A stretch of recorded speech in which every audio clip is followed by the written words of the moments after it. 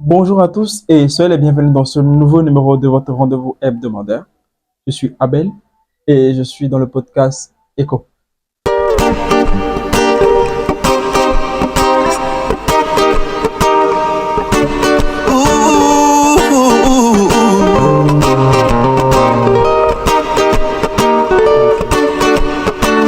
Luciano Pergamali.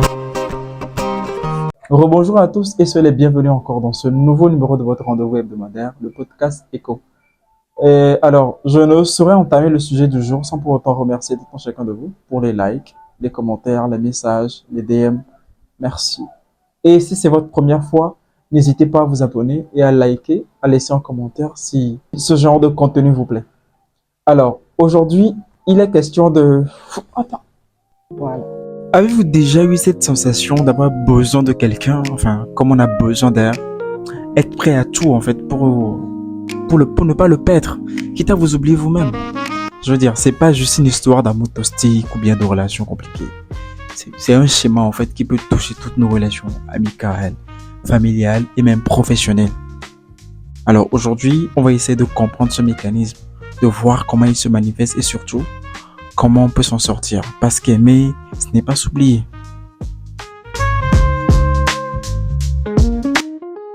Alors, bienvenue dans le monde de la dépendance affective. C'est quoi la dépendance affective? La dépendance affective, c'est ce besoin constant, ce besoin constant d'approbation ou de validation par l'autre.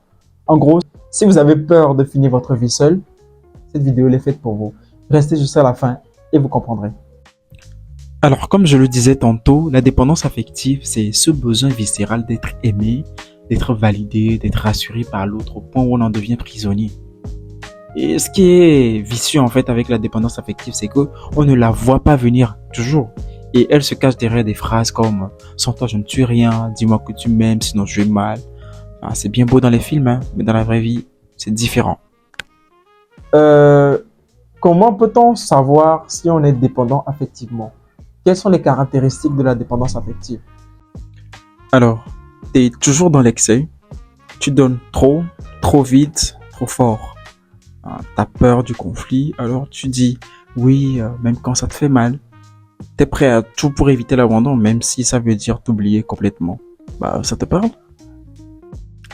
Et puis, il y a la jalousie excessive, l'angoisse dès que l'autre prend de la distance, la peur, la panique, du silence. En gros, tu stresses quand il y a manque d'amour. Je suis sûr que tout un chacun de vous, on a déjà souffert de dépendance affective. Je m'en vais préciser.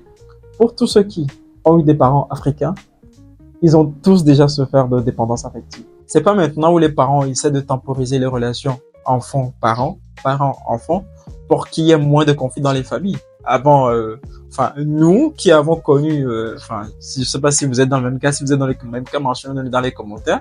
Nous qui avons connu, l'époque des parents sévères, durs. C'était pas facile. Alors, comment faire pour s'en sortir? Eh oui, bonne nouvelle. On peut s'en sortir. Mais comme toute addiction, la première étape, c'est de reconnaître qu'on est accro. Accepter qu'on a un problème, c'est déjà commencer par résoudre le problème. Alors, première chose, apprendre à être bien avec soi-même. Vous savez, le plus dur, mais le plus important, c'est apprendre à s'autosuffire soi-même. Se reconnecter avec ses passions, ses envies, ses besoins. Arrêter de chercher chez l'autre ce qu'on peut trouver tout d'abord chez soi. Poser des limites. Alors, dire oui, dire non quand vous ne pouvez pas. Arrêtez de vous sacrifier pour être aimé. Comprendre que l'amour, le vrai, n'a pas besoin qu'on s'efface. Troisième chose, travailler sur ses blessures. Souvent, la dépendance affective vient des blessures anciennes. Un travail sur soi, une thérapie ou juste une introspection profonde peuvent aider à comprendre d'où ça vient et comment s'en libérer. Quatrième et dernière chose, apprendre à être seul. Quand je dis apprendre à être seul, ça veut dire apprenez à tout faire seul. Apprenez à voyager seul, apprenez à aller au ciné seul, apprenez à marcher seul, à faire tout seul. Être seul, ce n'est pas être abandonné, c'est être libre. C'est une fois qu'on a compris ça, qu'on peut aimer pour de vrai, sans peur, sans chaîne. Alors, le concept de la semaine, il est simple.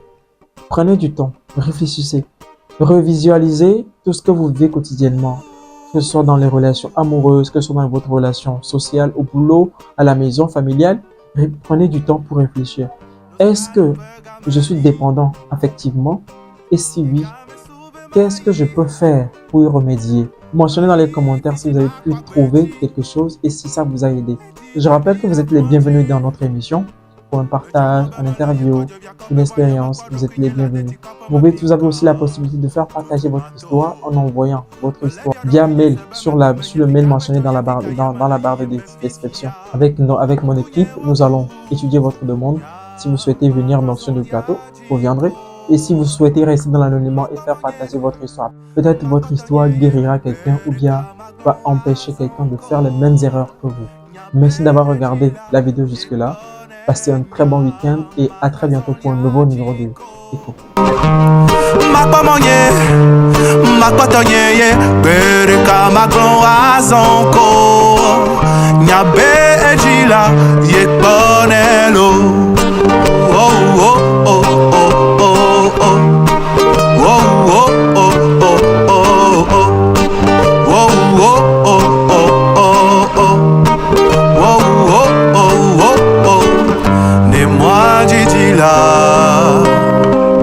Mac plano sugba